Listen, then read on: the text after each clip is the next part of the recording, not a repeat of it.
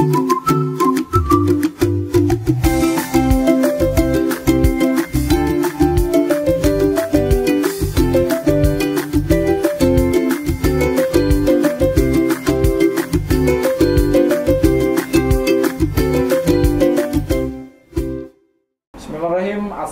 warahmatullahi wabarakatuh. Waalaikumsalam warahmatullahi wabarakatuh. Apa kabarnya teman-teman sekalian? Bertemu lagi bersama saya Wahid Ihwan dan juga kawan saya Sabirin Arga dalam acara Orasi, obrolan inspirasi. Wah, salah lagi nih. Okay. Udah mulai nggak fokus nih, Mas. biasa. Ya mungkin karena sibuk ya. Nah, sibuk ini biasa lah.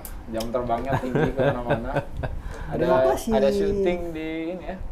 Di mana? Di Taman Safari. Warnanya soalnya ini ulang-ulang. Yang itu ya. Nah, teman sekalian, di Orasi kali ini seperti biasanya kita akan berbincang-bincang seputar hal yang harus ada inspirasinya tentunya. Oke. Dan untuk menggali inspirasi di episode kali ini kita sudah mengundang narasumber dari Lembaga Wakaf Darut Tauhid. Siapa beliau? Mas Riyadi. Mas Riyadi. Kita sapa dulu beliau. Assalamualaikum warahmatullahi wabarakatuh, Mas. Waalaikumsalam warahmatullahi wabarakatuh. Ini emasnya bukan 24 karat ya? Oh, ini. Itu emas. Masnya khusus ya. Gimana Mas, kabarnya Mas? Alhamdulillah, Mas Wahid sehat. Alhamdulillah. Nah. Bang Arga sehat juga ya? Alhamdulillah sehat. Beliau ini legend. Ini perdana. Legend di DT lama. Kontribusinya udah melanglang buana. Kontribusinya sudah sangat besar di Darut Tauhid ini ya. Ya Allah, doanya ya rekan. Nah, bersama Mas Riyadi nih kita akan bincang-bincang ya seputar wakaf di Darut Tauhid ya, terutama. Dan yang cukup menarik ada namanya wakaf produktif.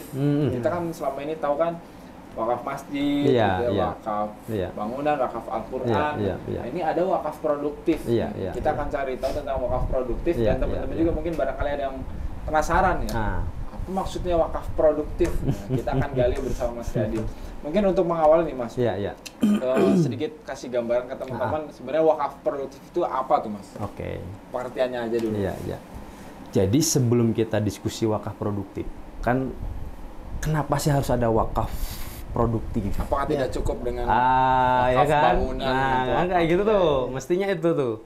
Jadi Mas Wahid, Bang Arga, kerap kali di kita itu ya, itu ada pemahaman yang belum utuh tentang wakaf ini, belum selesai ini, belum selesai kayak gitu. Dan hari ini mau kita selesaikan. Jangan nanti selesai di sini ya. Literasi wakaf itu harus continue, konsisten juga. Jadi orang tuh kadang namanya wakaf itu taunya wakaf, berarti langsung pikirannya bangun masjid. Iya kan? Makam tuh. 3M konon, satu lagi apa? Apa bro? 3M madrasah. Masker. Madrasah ya benar. Iya kan? Masjid, madrasah, makam itu. Gitu. Jadi padahal kalau kita balik lagi ke konsep wakaf itu apa sih kayak gitu kan? Pertama, wakaf itu kan memutus kepemilikan. Kepemilikan dari siapa ke siapa kan kayak gitu kan? Ya, betul. Dari kepemilikan pribadi, ya kan? Diputus menjadi miliknya siapa? Allah. Milik Allah. Ya Allah, bro. Betul. Bersama. Wah. Palu arit nih, palu arit. Nah, itu nanti konsep sosialisme ya. Tapi menarik, nanti kita di sesi lain kita akan diskusi. Ternyata wakaf itu dia berada di tengah-tengah antara pertarungan konsep ideologi ekonomi yang berkembang di dunia. Wah, tapi itu sesi khusus.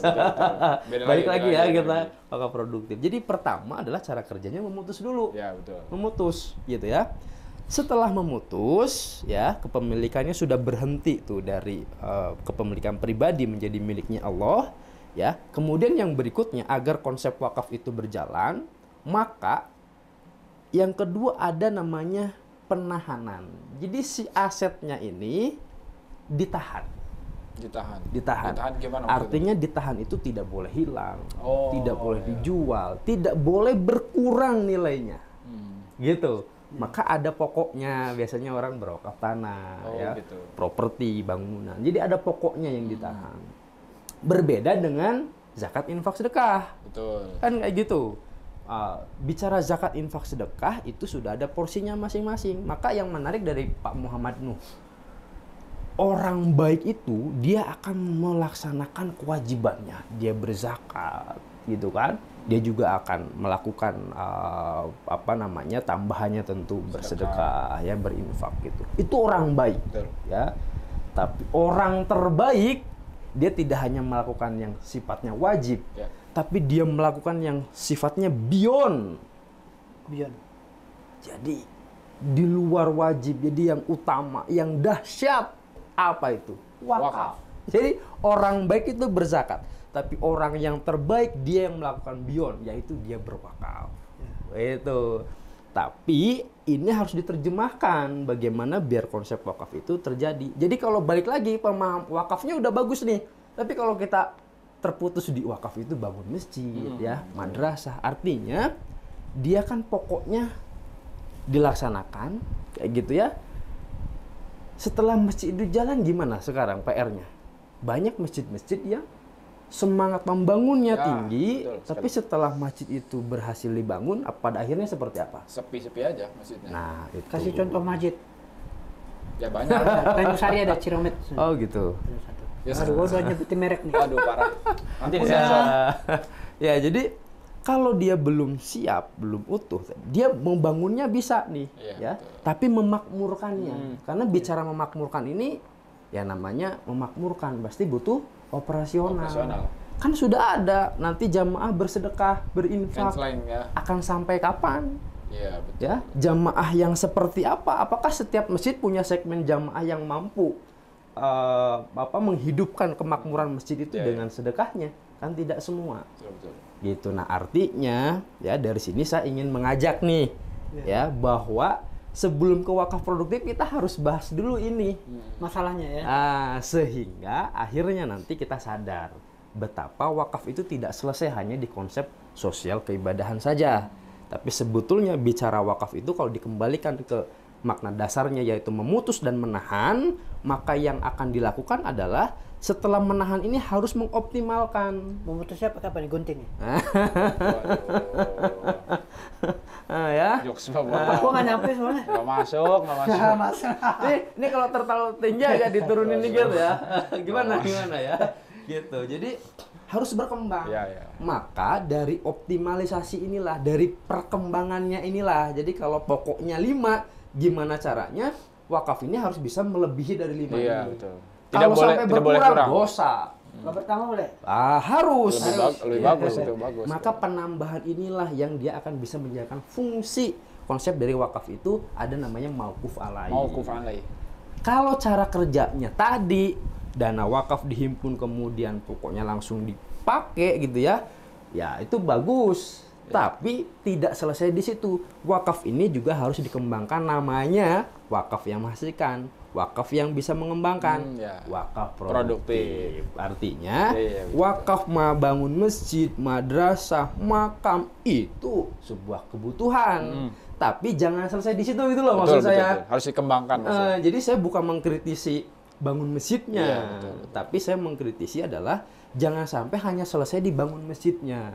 Tapi kita harus mengerjakan konsep wakaf ini secara utuh. Ada wakaf yang peruntukannya memang langsung ibadah, bicara bangun masjid, tapi ada wakaf ini karena tadi ya butuh operasional dan sebagainya yang sudah dibangun ini, maka harus dilanjutkan. Ada 5 wakaf produktif di mana hasil optimalisasinya itu tadi bisa menyempurnakan konsep wakaf itu sendiri, di mana masjid dapat operasional, di mana madrasah itu bukan hanya bisa bangun tapi juga bisa merekrut santri-santrinya, ya. Bagaimana siswanya ini bisa bersekolah dengan gratis.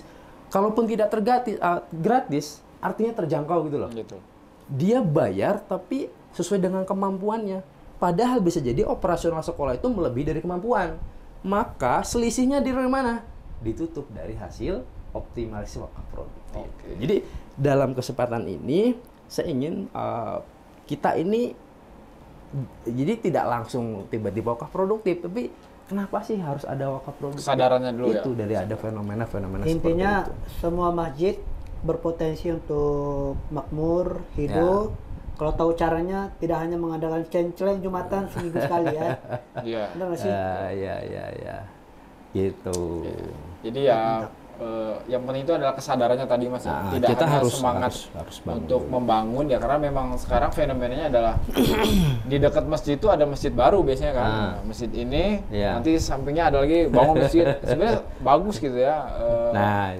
Coba kalau diarahin ya, semangat ke depan adalah semangat membangunnya sudah selesai nih, sudah banyak. Semangatnya adalah semangat memakmurkan itu PR-nya sekarang tuh kan. Kebanyakan ya masjidnya sebenarnya bangunannya megah, bagus, cuman sayangnya ya jamaahnya 1-2 saf. Nah itu dia. Padahal masjidnya ada banyak gitu, cuman ya segitu aja. Kebayang ya kalau ke masjid ya, kita siapkan sarungnya itu yang setiap hari di laundry. Waduh. Ada di Jogja itu ya, dia masjid itu sarung disiapkan. Kemudian barangkali lagi perjalanan pakai kaos ya, itu dia siapkan juga baju yang bisa menutup ya kan. Kalau kaos kan ketika dia ruku semacam jubah gitu Mas ya. Ada pemandangan ya kan ya. Wah, jadi dia siapin ya, mukena juga disiapin. Yang lebih dahsyat lagi apa? Tiap hari itu dicuci, bukan hanya dicuci, di laundry. Di laundry. Wangi ya. Ya, di laundry ya. Itu kalau hanya mengandalkan infak mau sampai kapan? Minus. Ada.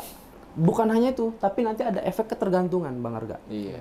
Bang Arga, ada efek ketergantungan. Mau sampai kapan kita ngandelin operasional masjid itu? Betul. Pakai itu infak. Pasti masjid itu sudah mengembangkan wakaf produktif. Jadi area masjid itu kan tidak semuanya itu area pokok masjid. Sholat. Sebetulnya masih di area-area yang itu kalau kita kreatif dalam mengelola aset wakaf ini, itu bisa menghasilkan. Betul. Nah itu pemahaman di masyarakat. Ya orang kan menganggap masjid itu nggak hanya dalamnya aja kan, di luarnya juga betul. Nah area masjid kadang-kadang terlalu sakral digunakan berbuat hal yang misalkan tadi untuk di luar sholat positif gitu kan, atau jualan atau apa gitu. Nah balik lagi, kenapa hadirnya orasi? Betul, ini orasi. Betul, orasi. Hadir ya dalam rangka untuk kita bareng-bareng literasi wakaf ini dikembangkan. Ini ingat penonton ya, harus ditonton ini. Kan kayak gitu ya. Gitu. Jadi harus punya misi orasi ini apa ya? Tadi perjalanan kita belum selesai di wakaf ini gitu ya. Kalau semangat kedermawanannya kita nomor 1 loh. Betul. 3 tahun berturut-turut. Nomor 1 tuh. Ngeri ya. Indonesia menduduki posisi masyarakat paling dermawan. Paling dermawan di dunia. Bukan ASEAN, bukan Asia. Meskipun besok nggak bisa makan, masih bisa aja hari ini sedekah. Kalau bicara berbagi itu luar biasa. Cuman bagaimana prestasi itu dimanfaatkan dari segi wakaf tadi Mas ya? Dioptimalkan tadi. Gitu. Jadi itu saya bicara mungkin perspektifnya tidak banyak dari pendekatan ayat ya. Itu Ustadz sudah banyak. Sejarahnya gimana tuh? Nah, menarik ini ya. Itu juga kadang yang kita ini Nabi ada nggak melakukan? Coba orang kan kalau nggak ada dikerjain Nabi, bidah. Ya kan? Kadang kita nggak refleksi gitu ke belakang kayak gitu. Padahal pendahulu kita udah mengajarkannya luar biasa. Pertama ya, sebelum langsung ke produktif, jadi sosial semi produktif. Ada suatu waktu gitu kan ya, orang Yahudi ini kan cerdasnya luar biasa dalam mengelola ekonomi ya kan. Suatu ketika kayak gitu ya, terjadilah kekeringan kan kayak gitu. Terjadi kekeringan kayak gitu. Nah, hampir sumur-sumur yang ada itu kering kayak gitu. Nah, ini luar biasa Yahudi. Ini emang nggak tahu sebelumnya dia bisa dapat sumur itu kayak gimana kayak gitu ya. Kapitalis. Dia punya sumur itu. Yang lain kering, dia enggak nih. Di sumurnya Yahudi ini. Jadi kesempatan bagi dia gitu ya. Siapa yang butuh air gitu ya, dia bisa ambil dari sumurnya. Tapi ada syarat ya, tidak cuma-cuma harus bayar. Kayak gitu harus bayar. Ini Yahudi ini kapitalisasi keuntungan. Nah, gitu. Jadi dia memanfaatkan momentum ya. Gitu. Tapi ya sayangnya itu ya, tahu sendiri. Udah ada juga ya mafia air dulu ya. Dari dulu rupanya. Sampai sekarang ya. Sampai sekarang ya. Padahal kan hajat hidup orang banyak itu harus dikuasai oleh negara untuk kepentingan masyarakat seluas-luasnya. Betul. Ya dengan wakaf insya Allah kita beli itu si aset-aset itu. Nah balik lagi ke cerita tadi itu ya. Tapi luar biasa nih ini pendahulu kita mestinya belajar banyak nih sama beliau nih. Iya, ada sahabat ya, tahu kan? Siapa?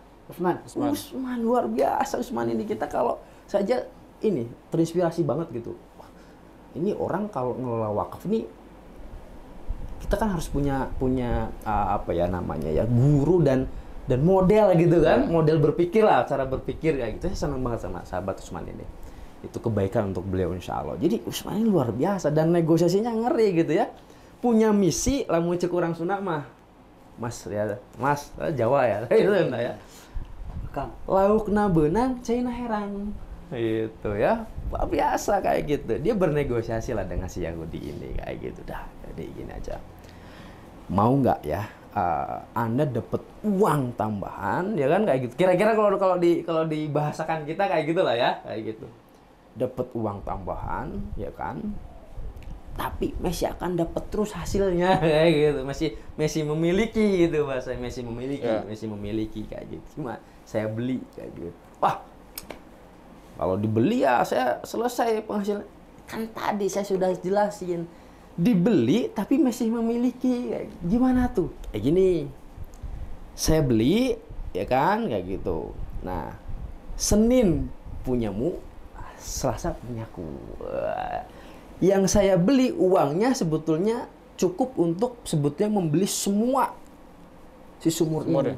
Gitu. Jadi kalau sumur itu misalkan dibeli 20.000 dinar misalkan kayak gitu, ya dibeli semua. Tapi sebetulnya dia masih memiliki setengahnya. Wah, siapa yang nggak senang ya kan?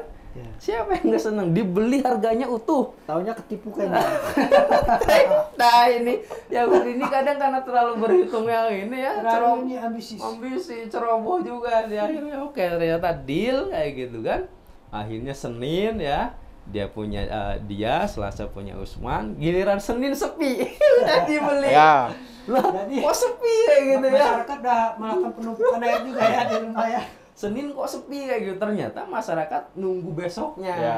Karena besoknya miliknya Usman. Dan gratis ya. Ya. Udah nunggu besok aja deh. Sebanyak-banyaknya minimal untuk cadangan 2 hari. Iya, betul. Kayak gitu. Yaitu hari Selasa dan hari Rabu. Kalau Kamisnya habis kan Kamisnya ngambil lagi. Iya, betul. Akhirnya bangkrut lah, ya udah beli aja semuanya. Kata ya udah sial juga gua nih. Nah, itu kan artinya apa ya? Itu kan artinya pokoknya nggak hilang tapi manfaatnya terus gitu. Terus ada lagi ya, itu sampai dibikinkan lembaga kan ya, kalau kita berarti yayasan lah kira-kira kayak gitu ya. Sampai sekarang tuh terus berkembang ya. Itu hotel, perkebunan kurma berawal dari air ini, luar biasa ya. Dari sumur Usman itu. Dari sumur Usman kayak gitu ya. Sampai rekeningnya atas nama Usman sampai sekarang ya. Luar biasa sekali kayak gitu. Belum selesai. Apakah hanya itu? Tidak. Gitu. Ada lagi sahabat. Itu sebetulnya nyambung juga dengan ada seorang anak yang luar biasa berbaktinya kepada orang tua kayak gitu ya. Tapi ada ibroh lain juga yang kita bisa ambil gitu ya. Jadi dia tidak bisa ngungkulan itu apa? Membersamai di akhir hayat hidup orang tuanya, sehingga bertanya kepada Rasul saya bisa amalan yang bisa dia berikan yang terbaik kepada orang tuanya gitu ya, dan terus menerus keberlangsungannya. Akhirnya diceritainlah sama Rasul, dan akhirnya saat itu juga bersaksi bahwa asetnya kebun kurma itu yang begitu luas itu diwakafkan. Nah, maka pokoknya ditahan gitu ya, hasilnya baru itu yang dimanfaatkan. Nah, lagi-lagi ini pentingnya orasi, ini harus konsisten nih Mas Wahid, Bang Arga nih ya. Kalau dulu orang mewakafkan itu wakaf produktif sudah jadi ya, sekarang tidak sedikit yang mewakafkan masalah. Aduh. Contohnya Mas, ada tanah ya, kalau masih produktif gitu kan, wah ini ditahan dunianya dulu, masih ini ya, nanti dulu lah, giliran udah mentoknya nih buat apa, wah kayaknya buat ibadah aja nih kayak gitu ya. Ini lahan udah mulai gersang nih, sudah tidak menghasilkan, kita wakafkan saja. Yang repot lagi kalau ada tapi yang nggak jadi masalah ya. Tapi ini saya kan penasaran nih Mas. Tapi kalau tanah kayak gitu, ya. wakafin di atas gunung nggak dipakai gimana? Dapat pahala nggak? Ya tetap dapat pahala. Minimal pahala berwakafnya akan lebih maksimal lagi kalau aset yang diwakafkan ini bisa produktif. Digunakan oleh umat juga. Gitu. Betul, kayak gitu. Jadi sebenarnya tidak ada yang sia-sia. Cuma kalau kita mau nyontoh pendahulu sebetulnya wakafnya nggak gitu. Iya, harusnya dimanfaatkan. Wakaf produktif itu udah langsung menghasilkan kayak gitu. Yang berwakaf ini ada ikut-ikut ke Yahudi juga nanti takutnya. Nah, ada lagi yang kadang ya cerita-cerita itu ya. Mas, Pak gitu, saya akan wakaf 1 hektar misalnya kayak gitu. Wah, dahsyat tuh. Luar biasa. Ternyata beliau punya 9 hektar di sekeliling 1 hektar itu. Gitu ya. Nah, Pak, tapi harapan saya ini bisa dibangun pesantren, dibangun sekolah, masjid ya. Luar biasa itu beliau ini ya. Kemudian siapa yang membangun? Ya jamaah, Pak, gitu ya. Dengan wasilah Darut Tauhid. Oh ya bagus. Ternyata apa? Modus. Jadi 9 hektar sekitarnya tak akan naik harganya. Ada juga ya kayak gitu. Bener jadi, juga ya. Unik-unik ya kayak gitu ya, unik-unik. Tapi nggak jadi masalah. Artinya gini loh. Maksudnya itu bukan mengkritik situsnya, tapi kita ini cobalah kita kembali lagi. Kan tadi pertanyaannya gimana sih? Niatnya jelas gitu secara ya. sejarah gimana sih? Betul. Secara sejarah jelas gitu loh. Sahabat itu yang berwakaf itu, wakaf produktif itu bener-bener wakaf solusi. Langsung menghasilkan. Bicara sumur langsung tuh tadi ya Usman. Bicara kebun kurma langsung menghasilkan. Pokoknya tertahan, tapi hasilnya dahsyat ini yang bisa memberikan mauquf alaih yang luar biasa. Itu jadi secara sejarah luar biasa. Dan pada perkembangan peradaban Islam berikutnya ini terus dikembangkan. Bahkan pada zaman Abbasiyah luar biasa tuh. Semakin berkembang gitu ya, sampai ya saking aset ya, aset wakaf ini luar biasa. Tapi yang banyak dibahas memang tidak menyebutkan aset wakafnya itu, tapi kemampuan negara memanage ya negara itu, pemerintahan. Padahal dalam Islam itu aset wakaf itu bicara negara itu ya. Gitu sampai apa? Orang yang berilmu itu ya, itu dihitung ya kan, dikonversinya dengan emas. Misalkan Bang Arga kan, nah ini lagi S3 Bang Arga ya infonya. Berkah. Misalkan menghasilkan karya ya. Karya itu dituangkan dalam sebuah buku misalkan. Itu bukunya sampai ditimbang berapa beratnya, dikonversi seberat itu emas yang didapatkan. Itu kalau negara tidak mampu mengelola aset yang ada ya, tentunya aset wakaf ya, itu mana bisa melakukan seperti itu, ya kan? Bahkan pada periode berikutnya keberhasilan wakaf dalam Islam, bagaimana dia berkontribusi membangun peradaban negara, membangun peradaban Islam, bahkan bukan hanya negara, gitu ya, sampai akhirnya pada zakat yang mungkin zaman sekarang menjadi ketergantungan kayak gitu ya, program-program di BD di dana zakat, infak gitu ya, sedekah, itu sampai bingung mau nyari orang yang membutuhkan zakat tuh. Kenapa? Ya, siapa orang yang kesusahan? Orang kan gini ya, orang kalau ingin berhasil kayak gitu ya, dia pasti nomor satu pendidikannya harus cukup. Pendidikan harus cukup.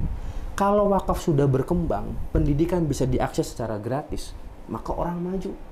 Dengan keterampilannya itu, dengan pemahaman, dengan keilmuannya itu, ya siapa orang yang tidak bisa berkarya, ya kan? Giliran ada yang sakit, rumah sakitnya juga gratis. Aset wakaf di situ. Ya, siapa nyari yang Tapi kalau di DT sendiri gimana, Mas? Contoh wakaf produktif yang udah dikembangkan dan manfaatnya yang benar-benar ya penerima manfaatnya juga benar-benar udah merasakan gitu. Biar nih penonton tahu nih, kita nggak cuma ngomong doang ini wakaf produktif udah ada hasilnya gitu. Ada yang menarik ya, bicara di Geger Kalong misalkan ya, di Geger Kalong gitu. Nah, pendahulu kita ini sudah menanamkan juga sebetulnya wakaf-wakaf produktif gitu ya. Meskipun memang kita sekarang banyak program pembangunan masjid dan sebagainya. Tapi secara histori ini luar biasa. Kunjungan jamaah ke Darut Tauhid ke Bandung, ke Geger Kalong itu kan luar biasa antusiasmenya. Gitu ya. Sehingga orang namanya berkunjung ke sini butuh apa? Transportasi itu biasanya sudah dari wilayahnya ya. Ketika sampai di sini, di sini penginapan ya kan? Penginapan. Makan, betul. Nah, bicara penginapan, pengajiannya di Geger Kalong nomor 67 nih, nomor 32 nih. Tapi kalau nginepnya Setiabudi kan kejauhan juga. Iya kan? Kejauhan ya. Luar biasa. Maka Darul Jannah Cottage hadir di situ. Ya, kayak gitu. Kemudian butuh apa lagi? Makan. Misalkan ya, makan. Maka di kita gitu ya, ada namanya Belia Food. Nah, gitu ya, Belia Food. Gitu. Bahkan bukan hanya jamaah. Bicara Darul Tauhid itu kan dia mengembangkan pendidikan, ya, mengembangkan pendidikan. Bicara di Eko Pesantren satu saja ya, bukan yang Gerlong nih, ya, itu 1000 santri, ya, Gerlong 1000, ya, gitu ya. Itu butuh makan juga, gitu ya. Nah, maka luar biasa ini kreatifnya pendahulu kita, gitu ya. Bagaimana ada aset wakaf di sini di Geger Kalong, kemudian disiapkan juga konsep ekonominya, koperasi pondok pesantren. Nah ya, koperasi pondok pesantren sebagai entitas yang fokus mengelola potensi ekonominya, tapi juga bersinergi dengan wakaf, di mana wakaf bisa ada aset di situ. Bahkan juga koperasi ini kan ada namanya CV BMA tadi. Nah kita juga punya saham di situ. Nah disitulah bagaimana cara wakaf berkembang di Darul Tauhid. Yang terbaru nih, yang terbaru banget nih ya. Itu kan kalau di Geger Kalong mau cari makan itu parkir susah. Tapi antusiasme untuk cari makanan kan tinggi ya. Saya juga kalau mau 9 ya baru ini ya. Banyak. PR-nya adalah parkir ya kan. Kemudian penataan UMKM ini kan juga PR juga nih kayak gitu ya. Yang ketiga ternyata kita sudah punya Darul Jannah juga, itu okupansinya saking tingginya itu nggak mencukupi, nggak menampung tamu yang ada. Darul Jannah itu ya. Juga harus agak jauh ke pinggir-pinggir. Maka ada sebuah aset nih ya. Ini di samping masjid ya. Kita bangun sekarang 4 lantai, di mana lantai 1 paling bawahnya itu adalah parkir. Menjadi solusi untuk UMKM yang parkirnya pinggir jalan sehingga jadi crowded tuh macet. Kemudian lantai berikutnya kita juga siapkan food court. Ada 20 tenan yang kita siapkan. Yang ini menjadi portofolio bagaimana pelaku UMKM yang tempatnya agak kurang rapi lah kira-kira kayak gitu ya. Kita fasilitasi bisa ada tempat untuk berjualan yang lebih rapih di situ. Nah, di sampingnya di kita juga banyak lembaga-lembaga perusahaan yang ternyata belum punya kantor sendiri nih. Kita juga siapin co-working space. Ya, bahkan sekarang konsepnya kan milenial ini perusahaannya baru ya, sehingga modalnya ini difokuskan untuk pengembangan usahanya. Sehingga dia lebih memilih untuk ngontrak. Nah, kita juga siapin co-working space. Lantai 3-4-nya tadi ya, penginapan-penginapan yang sudah okupansi terlalu tinggi, tidak tertampung lagi di Darul Jannah, maka jamaah bisa menginap di penginapan yang kita siapkan tamunya. Itu jadi satu tempat keseluruhannya ada. Nah ini juga menjadi ladang pahala sebetulnya bagi jamaah gitu ya, yang mau berwakaf produktif, real langsung proyeknya di sini. Gitu. Luar biasa. Palu Gada ya. Ya doain ya. Mungkin nanti kita kupas khusus ya. Jadi pada intinya gimana penggunaan sarana wakaf ini bisa menghasilkan lagi itu dalam bentuk profit gitu, dan profit ini ya digunakan buat pendidikan. Betul. Yang terdekat Masjid Darul Tauhid itu operasionalnya tidak kurang ya, itu tidak kurang dari 150 juta per bulan. Itu kalau ngandelin infak ya berat lah. Lama lah ya. Airnya saja 24 jam tuh. Jadi dia memang ada mesin yang mengolah air menjadi lebih bersih kayak gitu. Itu kan listrik kayak gitu ya. Masjid kita pakai lift juga. Iya, betul yang di Gerlong ini. Jadi balik lagi kalau ngandelin infak, gitu. Kita harus kreatif. Luar biasa sekali rupanya nih, brother, wakaf produktif. Coba kasih kesimpulan dulu, biar penonton tuh tahu nih ya. Ya jadi intinya wakaf itu luas Mas ya, tidak hanya terhenti dari 3M tadi, masjid, makam dan madrasah, tapi ternyata ada juga wakaf produktif di mana agar operasional dari 3M ini ataupun aset wakaf yang lain bisa lebih optimal, itu bisa didapatkan dari produktivitas dari aset wakaf itu sendiri ya. Semoga ini jadi inspirasi buat kita semua sih Mas. Amin, amin. Mungkin next time kita lanjut pembahasan karena nampaknya ini semakin luas nih ya, semakin terbuka, ternyata wakaf itu luas banget gitu. Dan penasaran juga di DT ini ada apa aja gitu aset wakafnya. Terima kasih Mas Iradi ya. Sama-sama. Sudah sharing sama kita semua. Terima kasih buat teman-teman yang sudah nonton acara ini. Bagi teman-teman yang suka dengan video ini, jangan lupa tekan tombol like. Bagi yang belum berlangganan, jangan lupa tekan tombol subscribe. Saya Wadi Ihwan dan juga Sabirin Harga. Bersama juga dengan Mas Iradi, kami mohon pamit undur diri. Terima kasih. Assalamualaikum warahmatullahi wabarakatuh.